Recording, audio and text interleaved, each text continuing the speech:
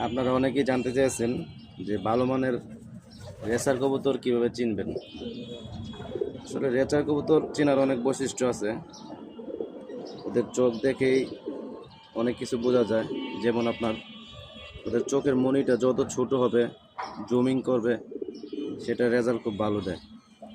আর আপনার এই যে পর আমি কেটে দিয়েছি, পর দেখবেন আপনি কেমন স্ট্রং আছে। যদি পর স্ট্রং থাকে সেই ক্ষেত্রে কবুতরের রেজাল্ট খুব ভালো দেয়। আর এই যে আপনি চোখ দেখতে পাচ্ছেন কবুতরের, এই যে দেখতে পাচ্ছেন মাথার থেকে যে চোখের যে ডিস্টেন্সটা, এটা যত কম হবে সেই কবুতর খুব ভালো হবে।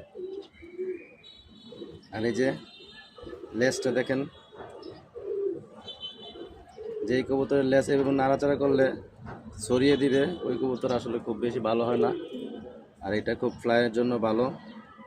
এই মাদিটা আমি নতুন কিনে এনেছি, সবাই মাদিটার জন্য দোয়া করবেন। ওর থেকে এখনও ডিম বাচ্চা করিনি, ইনশাল্লাহ 3-4 দিনের ভিতরেই ডিম পেড়ে দিবে। তখন ডিম বাচ্চা করে আপনাদেরকে দেখাবো। সবাই ভালো থাকবেন।